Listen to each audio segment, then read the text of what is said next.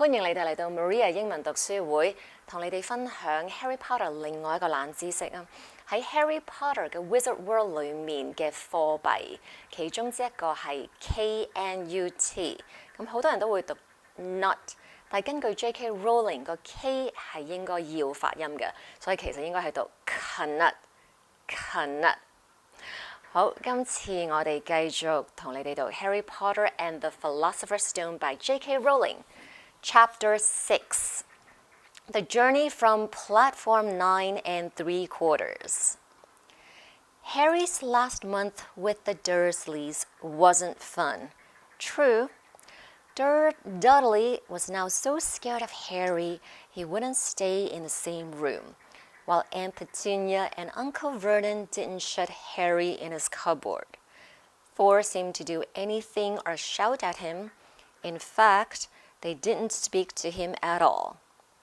Half terrified, half furious, they acted as though any chair with Harry in it was empty. Although this was an improvement in many ways, it did become a bit depressing after a while. Harry kept to his room, with his new owl for company. He had decided to call her Hedwig, a name he had found in a history of magic. His school books were very interesting. He lay on his bed reading late into the night, Hedwig swooping in and out of the open window as she pleased. It was lucky that Aunt Petunia didn't come in to hoover anymore, because Hedwig kept bringing back dead mice. Every night before he went to sleep, Harry ticked off another day on the piece of paper he had pinned to the wall, counting down to September the 1st. On the last day of August, he thought he'd better speak to his aunt and uncle about getting to King's Cross Station next day. So he went down to the living room, where they were watching a quiz show on television. He cleared his throat to let them know he was there, and Dudley screamed and ran from the room. Uncle Vernon? Uncle Vernon grunted to show he was listening. I need to be at King's Cross tomorrow to go to Hogwarts. Uncle Vernon grunted again. Would it be all right if you gave me a lift? Grunt. Harry supposed that meant yes. Thank you. He was about to go back upstairs when Uncle Vernon actually spoke. Funny way to get to a wizard school, the train. Magic carpets all got punctures, have they? Harry didn't say anything. Where is this school anyway? I don't know, said Harry. Realizing this for the first time, he pulled the ticket Hagrid had given him out of his pocket. I just take the train from platform 9 3/4 at 11 o'clock, he read. His aunt and uncle stared. Platform what? 9 3/4. Don't talk rubbish, said Uncle Vernon. There is no platform 9 3/4. It's on my ticket. Barking, said Uncle Vernon. Howling mad. A lot of them, you'll see. You just wait. All right. Will it take you to King's Cross? We're going up to London tomorrow anyway, or I wouldn't bother. Why are you going to London? Harry asked, trying to keep things friendly. Taking Dudley to hospital, growled Uncle Vernon. Got to have that ruddy tail removed before he goes to Smeltings. Harry woke at 5 o'clock the next morning and was too excited and nervous to go back to sleep. He got up and pulled on his jeans because he didn't want to walk into the station in his wizard's robes. He'd change on the train. He checked his Hogwarts list yet again to make sure he had everything he needed, saw that Hedwig was shut safely in her cage, and then paced the room, waiting for the Dursleys to get up. 2 hours later, Harry's huge, heavy trunk had been loaded into the Dursleys' car, and Petunia had talked Dudley into sitting next to Harry, and they had set off. They reached King's Cross at 10:30. Uncle Vernon dumped Harry's trunk onto a trolley and wheeled it into the station for him. Harry thought this was strangely kind until Uncle Vernon stopped dead, facing the platforms with a nasty grin on his face. "Well, there you are, boy. Platform 9, platform 10. Your platform should be somewhere in the middle, but they don't seem to have built it yet, do they?" He was quite right, of course. There was a big plastic number 9 over one platform and a big plastic number 10 over the one next to it. And in the middle, nothing at all. "Have a good term," said Uncle Vernon with an even nastier smile. He left without another word. Harry turned and saw the Dursleys drive away. All three of them were laughing. Harry's mouth went rather dry. What on earth was he going to do? He was starting to attract a lot of funny looks because of Hedwig. He'd have to ask someone. He stopped a passing guard, but didn't dare mention platform 9 3/4.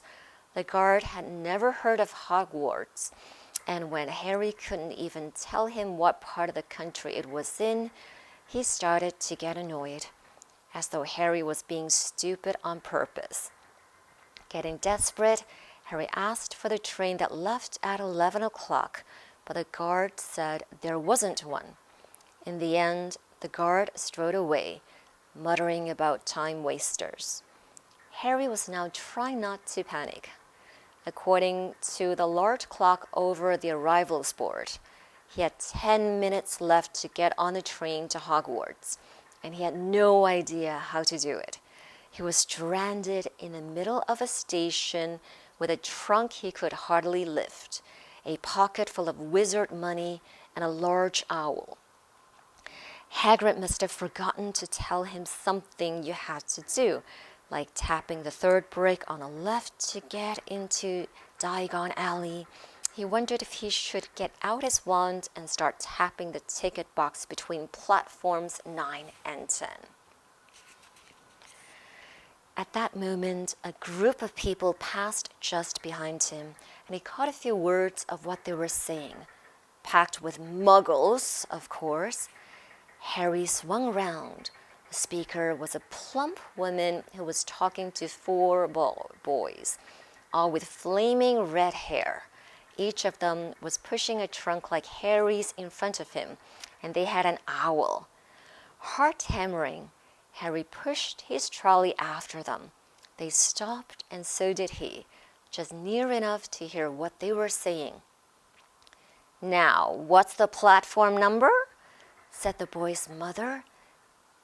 9 3/4, piped a small girl, also red-headed, who was holding her hand. "Mom, can I go?" "You're not old enough, Ginny. Now be quiet." "All right, Percy, you go first." What looked like the oldest boy marched towards platforms 9 and 10.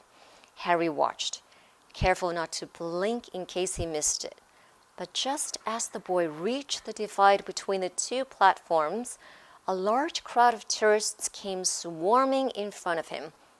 And by the time the last rucksack had cleared away, the boy had vanished. "Fred, you next," the plump woman said. "I'm not Fred, I'm George," said the boy. "Honestly, women, call yourself our mother?" "Can't you tell I'm George?" "Sorry, George dear." "Only joking, I'm Fred," said the boy, and off he went. His twin called after him to hurry up, and he must have done, because a second later he had gone. But how had he done it? Now the third brother was walking briskly towards the ticket barrier. He was almost there, and then, quite suddenly, he wasn't anywhere. There was nothing else for it. "Excuse me," Harry said to the plump woman. "Hello, dear," she said. "First time at Hogwarts?" "Ron's new too." She pointed at the last and youngest of her sons. He was tall, thin, and gangling, with freckles, big hands and feet, and a long nose. "Yes," said Harry. The thing is, I don't know how to get onto the platform," she said kindly, and Harry nodded. "Not to worry," she said.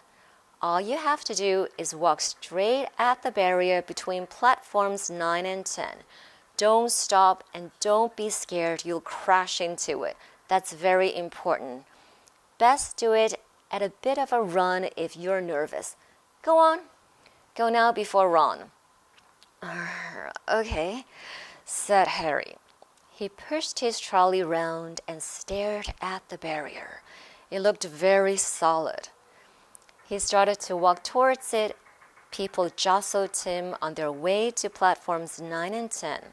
Harry walked more quickly. He was going to smash right into that ticket box, and then he'd be in trouble. Leaning forward on his trolley, he broke into a heavy run. The barrier was coming nearer and nearer. He wouldn't be able to stop. The trolley was out of control. He was a foot away. He closed his eyes, ready for the crash. It didn't come. He kept on running. He opened his eyes. A scarlet steam engine was waiting next to a platform packed with people. A sign overhead said, "Hogwarts Express, 11 o'clock." Harry looked behind him and saw a wrought iron archway where the ticket box had been, with the words "Platform 9 3/4" on it. He had done it. Smoke from the engine drifted over the heads of the chattering crowd, while cats of every color wound here and there between their legs. Owls hooted to each other in a disgruntled sort of way over the babble and the scraping of heavy trunks. The first few carriages were already packed with students, some hanging out of the window to talk to their families, some fighting over seats. Harry pushed his trolley off down the platform in search of an empty seat. He passed a round-faced boy who was saying, "Gran, I've lost my toad again." "Oh, Neville," he heard the old woman sigh. A boy with dreadlocks was surrounded by a small crowd. "Give us a look, Lee. Go on." The boy lifted the lid of a box in his arms, and the people around him shrieked and yelled as something inside poked out a long, hairy leg. Harry pressed on through the crowd until he found an empty compartment near the end of the train. He put Hedwig inside first, and then started to shove and heave his trunk towards the train door. He tried to lift it up the steps but could hardly raise one end, and twice he dropped it painfully on his foot. "Want a hand?" It was one of the red-haired twins he had followed through the ticket box. "Yes, please," Harry panted. "Oi, Fred, come here and help." With the twins' help, Harry's trunk was at last tucked away in a corner of the compartment. "Thanks," said Harry, pushing his sweaty hair out of his eyes. "What's that?" said one of the twins suddenly, pointing at Harry's lightning scar. "Blimey," said the other twin. "Are you?" "He is," said the first twin. "Aren't you?" he added to Harry. "What?" said Harry. "Harry Potter," chorused the twins. "Oh, him?" said Harry. Yes, I am." The two boys gawped at him, and Harry felt himself going red. Then, to his relief, a voice came floating in through the train's open door. "Fred, George, are you there?" "Coming, Mom." With a last look at Harry, the twins hopped off the train. Harry sat down next to the window where, half hidden he could watch the red-haired family on the platform and hear what they were saying. Their mother had just taken out her handkerchief. "Ron, you've got something on your nose." The youngest boy tried to jerk out of the way, but she grabbed him and began rubbing the end of his nose. "Mom, giraffe." He wriggled free. "Has Ronnie got something on his nose?" said one of the twins. "Shut up," said Ron. "Where's Percy?" said their mother. "He's coming now." The oldest boy came striding into sight. He had already changed into his billowing black Hogwarts robes, and Harry noticed a shiny red and gold badge on his chest with the letter P on it. "Can't stay long, Mother," he said. "I'm up front. The prefects have got 2 compartments to themselves." "Oh, are you a prefect, Percy?" said one of the twins with an air of great surprise. "You should have said something. We had no idea." "Hang on. I think I remember him saying something about it," said the other twin. "Once or twice. A minute. All summer." "Oh, shut up," said Percy the prefect. "How come Percy gets new robes anyway?" said one of the twins. "Because he's a prefect," said the mother fondly. "All right, dear, well, have a good term. Send me an owl when you get there."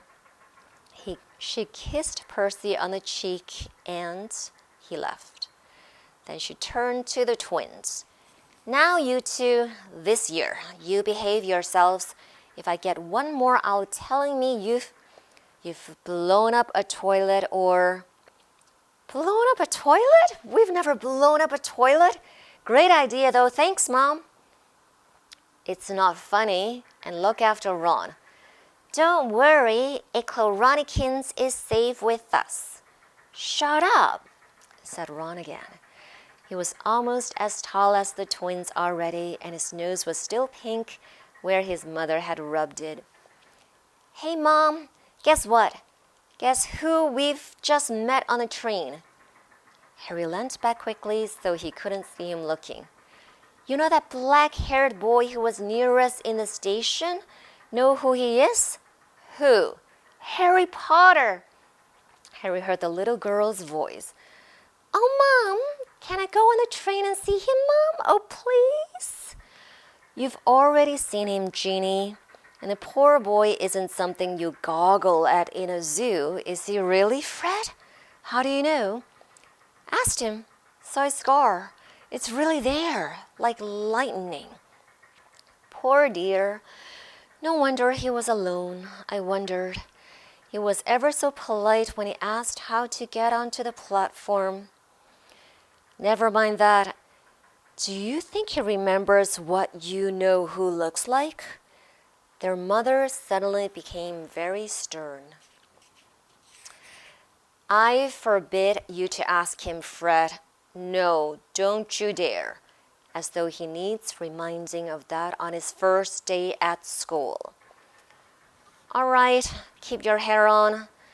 A whistle sounded. "Hurry up," their mother said, and the 3 boys clambered onto the train. They leant out of the window for her to kiss them goodbye, and their younger sister began to cry. "Don't, Jeannie. We'll send you loads of owls. We'll send you a Hogwarts toilet seat." "George? Only joking, Mom." The train began to move. Harry saw the boys' mother waving and their sister half laughing, half crying, running to keep up with the train until it gathered too much speed. Then she fell back and waved. Harry watched the girl and her mother disappear as the train rounded the corner. Houses flashed past the window. Harry felt a great leap of excitement. He didn't know what he was going to, but it had to be better than what he was leaving behind. The door of the compartment slid open, and the youngest red-headed boy came in. "Anyone sitting there?" he asked, pointing at the seat opposite Harry. "Everywhere else is full." Harry shook his head and the boy sat down. He glanced at Harry and then looked quickly out of the window, pretending he hadn't looked. Harry saw he still had a black mark on his nose. "Hey, Ron." The twins were back. "Listen, we're going down the middle of the train. Lee Jordan's got a giant tarantula down there." "Right," mumbled Ron. "Harry," said the other twin, "did we introduce ourselves? Fred and George Weasley. And this is Ron, our brother. See you later then." "Bye," said Harry and Ron. The twins slid the compartment doors shut behind them. "Are you really Harry Potter?" Ron blurted out. Harry nodded. "Oh, well, I thought it might be one of Fred and George's jokes," said Ron. "And have you really got, He pointed at Harry's forehead. Harry pulled back his fringe to show the lightning scar. Ron stared. "So that's where you-know-who?" "Yes," said Harry, "but I can't remember it." "Nothing?" said Ron eagerly. "Well, I remember a lot of green light, but nothing else." "Wow," said Ron.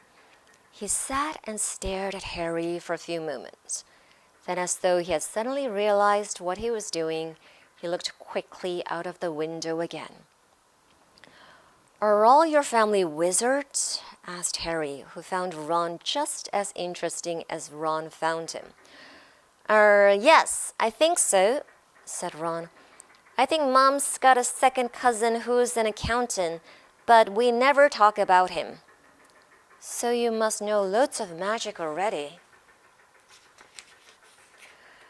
The Weasleys were clearly one of those old wizarding families the pale boy in Diagon Alley had talked about. "I heard you went to live with Muggles," said Ron. "What are they like?" "Horrible." "Well, not all of them. My aunt and uncle and cousin are, though. Wish I'd had 3 wizard brothers." 5, said Ron.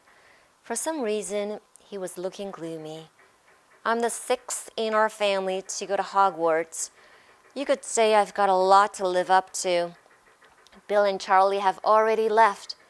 Bill was head boy and Charlie was captain of Quidditch. Now Percy's a prefect. Fred and George mess around a lot, but they still get really good marks and everyone thinks they're really funny. Everyone expects me to do as well as the others, but if I do, it's no big deal, because they did it first. You never get anything new either with 5 brothers. I've got Bill's old ropes, Charlie's old wand, and Percy's old rat." Ron reached inside his jacket and pulled out a fat gray rat, which was asleep. "His name's Scabbers, and he's useless. He hardly ever wakes up. Percy got an owl from my dad for being made a prefect, but they couldn't have... I got Scabbers instead." Ron's ears went pink. He seemed to think he'd said too much, but he went back to staring out of the window. Harry didn't think there was anything wrong with not being able to afford an owl. After all, he'd never had any money in his life until a month ago, and he told Ron so, all about having to wear Dudley's old clothes and never getting proper birthday presents. This seemed to cheer Ron up. "And until Hagrid told me, I didn't know anything about being a wizard or about my parents or Voldemort." Ron gasped. "What?" said Harry. "You said you know whose name," said Ron, sounding both shocked and impressed. "I'd have thought of all people." "I'm not trying to be brave or anything, saying the name," said Harry. "I just never knew you shouldn't. See what I mean? I've got loads to learn. I bet," he added, voicing for the first time something he had been worrying about a lot lately. I bet I'm the worst in the class. You won't be. There's loads of people who come from Muggle families and they learn quick enough. While they had been talking, the train had carried them out of London. Now they were speeding past fields full of cows and sheep. They were quiet for a time, watching the fields and lanes flick past. Around 12:30, there was a great clattering outside in the corridor, and a smiling, dimpled woman slid back their door and said, "Anything off the trolley, dears?" Harry, who hadn't had any breakfast, leapt to his feet, but Ron's ears were pink again, and he muttered that he'd brought sandwiches. Harry went out into the corridor.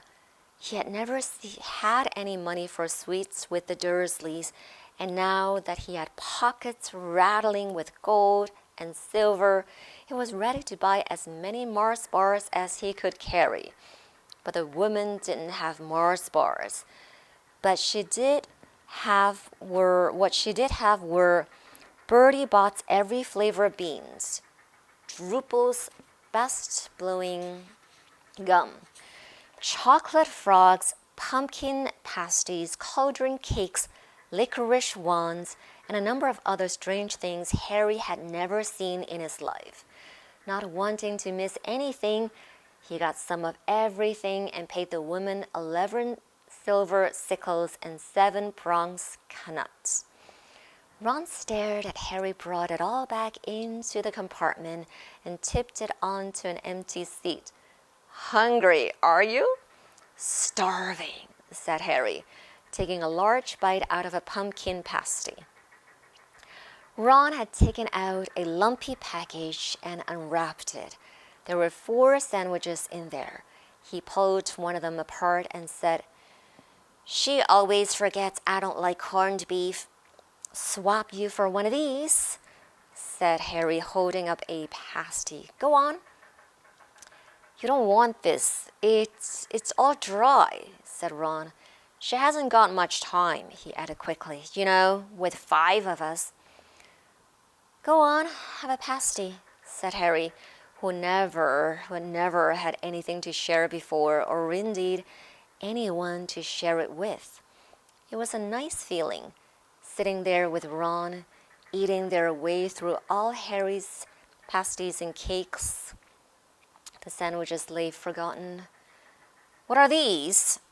Harry asked Ron, holding up a pack of chocolate frogs. "They're not really frogs, are they?" He was starting to feel that nothing would surprise him. "No," said Ron, "but see what the card is. I'm missing a gripper." "What?" "Oh, of course, you wouldn't know. Chocolate frogs have cards inside them, to collect. Famous witches and wizards. I've got about 500, but I haven't got Agrippa or Ptolemy." Harry unwrapped his chocolate frog and picked up the card. It showed a man's face. He wore half-moon glasses, had a long crooked nose and flowing silver hair, beard and mustache. Underneath the picture was the name Albus Dumbledore. "So this is Dumbledore," said Harry. "Don't tell me you'd never heard of Dumbledore," said Ron. "Can I have a frog? I may get Agrippa. Thanks." Harry turned over his card and read, "Albus Dumbledore, currently headmaster of Hogwarts, considered by many the greatest wizard of modern times. Professor Dumbledore is particularly famous for his defeat of the dark wizard Grindelwald in 1945, for the discovery of the 12 uses of dragon's blood, and his work on alchemy with his partner Nicholas Flamel. Professor Dumbledore enjoys chamber music and 10-pin bowling." Harry turned the card back over and saw, to his astonishment, that Dumbledore's face had disappeared. "He's gone." "Well, you can't expect him to hang around all day," said Ron. "He'll be back." No, I've got Morgana again, and I've got about 6 of her. Do you want it? You can start collecting. Ron's eyes strayed to the pile of chocolate frogs waiting to be unwrapped. Help yourself, said Harry. But in, the muggle world, people just stay put in photos. Do they? What? They don't move at all? Ron sounded amazed. Weird. Harry stared as Dumbledore settled back into the picture on his card and gave him a small smile. Ron was more interested in eating the frogs than looking at the famous witches and wizards cards, but Harry couldn't keep his eyes off them. Soon he had not only Dumbledore and Morgana, but Hengist of Woodcroft, Alberic Grunion, Circe, Paracelsus, and Merlin. He finally tore his eyes away from the druidess Cleopatra, who was scratching her nose to open a bag of Bertie Box, bought every flavor beans. You want to be careful with those, Ron warned Harry. When they say every flavor, they mean every flavor, You get all the ordinary ones like chocolate and peppermint and marmalade, but then you can get spinach and liver and tripe. George reckons he had a bogey-flavored once. Ron picked up a green bean, looked at it carefully, and bit into a corner. Blah! See? Sprouts! They had a good time eating the every flavor beans. Harry got toast, coconut, baked bean, strawberry, curry, grass, coffee, sardine, and was even brave enough to nibble the end of a funny gray one Ron wouldn't touch, which turned out to be pepper. The countryside now flying past the window was becoming wilder. The neat fields had gone. Now there were woods, twisting rivers, and dark green hills. There was a knock on the door of their compartment, and the round-faced boy Harry had passed on platform 9 3/4 came in. He looked tearful. Sorry, he said, but have you seen a toad at all? When they shook their heads, he wailed, I've lost him. He keeps getting away from me. He'll turn up, said Harry. Yes, said the boy miserably. Well, if you see him... He left. Don't know why he's so bothered, said Ron. If I'd brought a toad, I'd lose it as quick as I could, mind you. I brought Scabbers, so I can't talk. The rat was still snoozing in Ron's lap. He might have died and you wouldn't know the difference, said Ron in disgust. I tried to turn him yellow yesterday to make him more interesting, but the spell didn't work. I'll show you. Look. He rummaged around in his trunk and pulled out a very battered-looking wand. It was chipped in places and something white was glinting at the end. Unicorn hair's nearly poking out. Anyway, he had just raised his wand when the compartment door slid open again. The toadless boy was back, but this time he had a girl with him. She was already wearing her new Hogwarts robes. Has anyone seen a toad? Neville's lost one, she said. She had a bossy sort of voice, lots of bushy brown hair and rather large teeth. We've already told him we haven't seen it, said Ron, but the girl wasn't listening.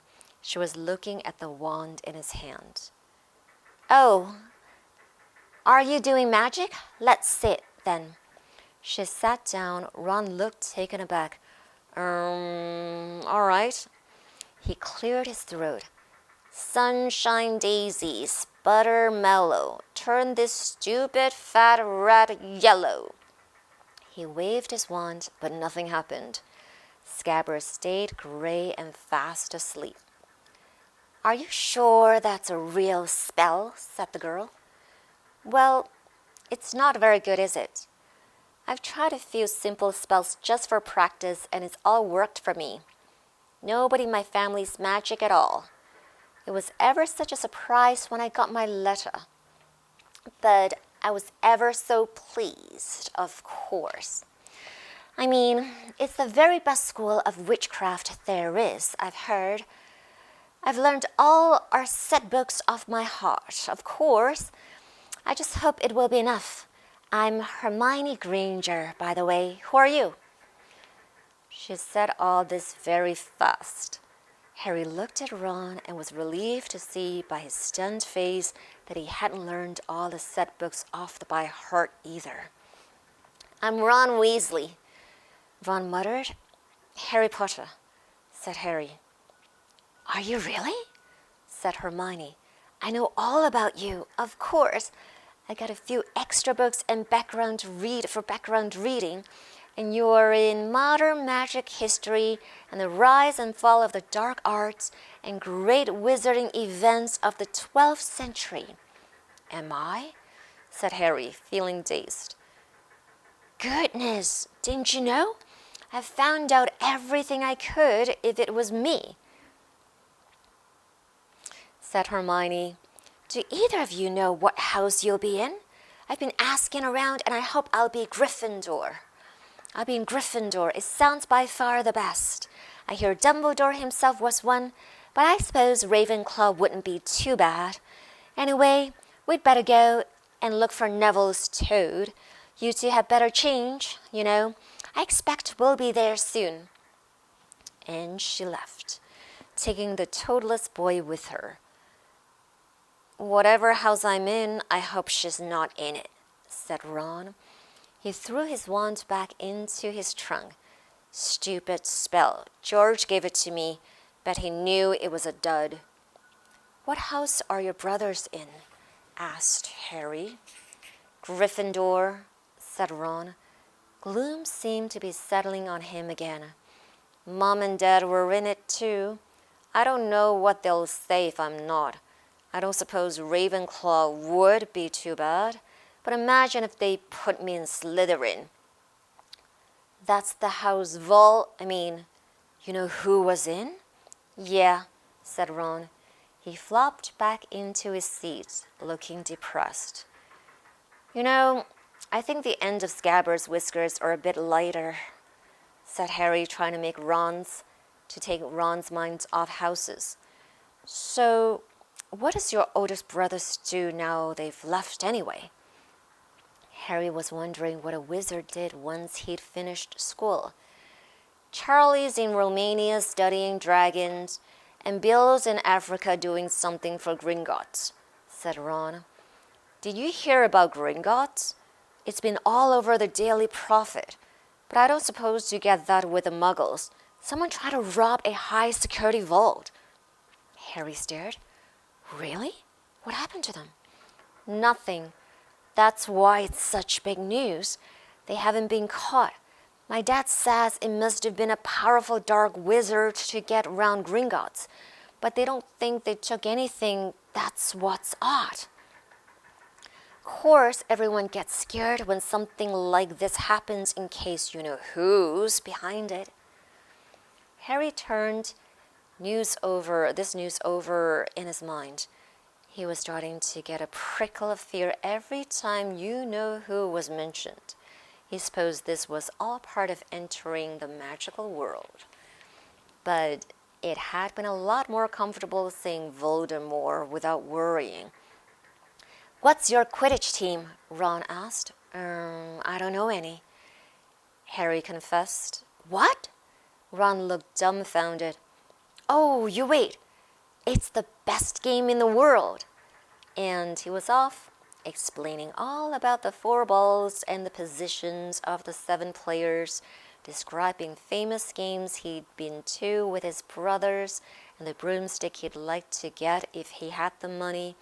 He was just talking, taking Harry through the finer points of the game when the compartment doors slid open yet again. But it wasn't Neville, the toadless boy, or Hermione Granger this time. 3 boys entered, and Harry recognized the middle one at once. It was the pale boy from Madame Malkin's robe shop. He was looking at Harry with a lot more interest than he'd shown back in Diagon Alley. "Is it true?" he said. "They're all down the train that Harry Potter's in this compartment. So it's you, is it?" "Yes," said Harry. He was looking at the other boys. Both of them were thick-set and looked extremely mean. Standing either side of the pale boy, they looked like bodyguards. "Oh, this is Crabbe and this is Goyle," said the pale boy carelessly, noticing where Harry was looking. "And my name's Malfoy, Draco Malfoy." Ron gave a slight cough, which might have been hiding a snigger. Draco Malfoy looked at him. "Think my name's funny, do you? No need to ask who you are. My father told me all the Weasleys have red hair, freckles, and more children than they can afford." He turned back to Harry. "You'll soon find out some wizarding families are much better than others, Potter. You don't want to go making friends with the wrong sort. I can help you there." He held out his hand to shake Harry's, but Harry didn't take it. "I think I can tell who the wrong sort are for myself, thanks," he said coolly. Draco Malfoy didn't go red, but a pink twinge appeared in his pale cheeks. "I'd be careful if I were you, Potter," he said slowly. "Unless you're a bit politer, you'll go the same way as your parents. They didn't know what was good for them either. You hang around with riff-raff like the Weasleys and the Hagrid, and it'll rub off on you." Both Harry and Ron stood up. Ron's face was as red as his hair. "Say that again," he said. "And you're going to fight us, are you?" Malfoy sneered. "Unless you get out now," said Harry, more bravely than he felt, because Crabbe and Goyle were a lot bigger than him or Ron. "But we don't feel like leaving, do we, boys? We've eaten all our food, and you still seem to have some." Goyle reached towards the chocolate frogs next to Ron. Ron leapt forward, but before he'd so much as touched Goyle, Goyle let out a horrible yell. Scabbers the rat was hanging off his finger. Sharp little teeth sunk deep into Goyle's knuckle. Crabbe and Malfoy backed away as Goyle swung Scabbers round and round, howling. And when Scabbers finally flew off and hit the window, all 3 of them disappeared at once. Perhaps they thought there were more rats lurking among the sweets, or perhaps they'd heard footsteps, because a second later Hermione Granger had come in. "What has been going on?" she said, looking at the sweets all over the floor and Ron picking up Scabbers by its tail. "I think he's been knocked out," Ron said to Harry. He looked closer at Scabbers. "No, I don't believe it. He's gone back to sleep." And so he had. "You've met Malfoy before?" Harry explained about their meeting in Diagon Alley. "I've heard of his family," said Ron darkly. "They were some of the first to come back to our side after, who disappeared. Said they'd been bewitched. My dad doesn't believe it. He says Malfoy's father didn't need an excuse to go over to the dark side." He turned to Hermione. "Can we help you with something?" "You'd better hurry up and put your ropes on. I've just been up the front to ask the driver, and he says we're nearly there. You haven't been fighting, have you? You'll be in trouble before we even get there." "Scabbers has been fighting, not us," said Ron, scowling at her. "Would you mind leaving while we change?" "All right. I only came in here because people outside are behaving very childishly, racing up and down the corridors." said Hermione in a sniffy voice. "And you've got dirt on your nose, by the way, did you know?" Ron glared at her as she left. Harry peered out of the window. It was getting dark. He could see mountains and forests under a deep purple sky. The train did seem to be slowing down. He and Ron took off their jackets and pulled on their long black robes. Ron's were a bit short for him. You could see his trainers underneath them. A voice echoed through the train. "We will be reaching Hogwarts in 5 minutes' time. Please leave your luggage on the train. It will be taken to the school separately." Harry's stomach lurched with nerves, and Ron, he saw, looked pale under his freckles. They crammed their pockets with the last of the sweets and joined the crowd thronging the corridor. The train slowed right down and finally stopped. People pushed their way towards the door and out onto a tiny dark platform. Harry shivered in the cold night air. Then a lamp came bobbing over the heads of the students, and Harry heard a familiar voice. First years, over here, all right there, Harry?" Hagrid's big hairy face beamed over the sea of heads. "Come on, follow me. Any more first years? Mind your step now, first years, follow me." Slipping and stumbling, they followed Hagrid down what seemed to be a steep, narrow path. It was so dark either side of them that Harry thought there must be thick trees there. Nobody spoke much. Neville, the boy who kept losing his toad, sniffed once or twice. "You'll get your first sight of Hogwarts in a sec," Hagrid called over his shoulder. "Just round this bend here." There was a loud, "Oh!" The narrow path had opened suddenly onto the edge of a great black lake, perched atop a high mountain on the other side. Its windows sparkling in the starry sky, was a vast castle with many turrets and towers.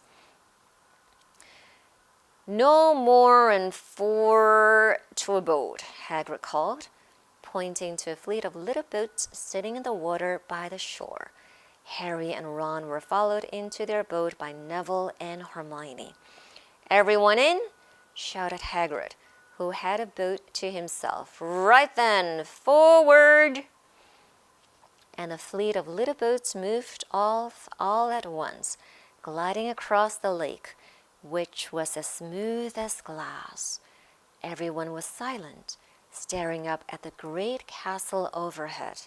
It towered over them as they sailed nearer and nearer to the cliff on which it stood. "Heads down!" yelled Hagrid as the first boats reached the cliff. They all bent their heads, and the little boats carried them through a curtain of ivy which hid a wide opening in the cliff face. They were carried along a dark tunnel, which seemed to be taking them right underneath the castle, until they reached a kind of underground harbor, where they clambered out onto rocks and pebbles. "Wait, you there? Is this your toad?" said Hagrid, who was checking the boats as people climbed out of them. "Trevor!" cried Neville blissfully, holding out his hand. Then they clambered up a passageway in the rock after Hagrid's lamp, coming out at last onto smooth, damp grass right in the shadow of the castle. They walked up a flight of stone steps and crowded around the huge oak front door. "Everyone here? You there? Still got your toad?" Hagrid raised a gigantic fist and knocked 3 times on the castle door. End of chapter 6。 好啦，今日 Maria 英文讀書會時間差唔多啦，我哋下次再見。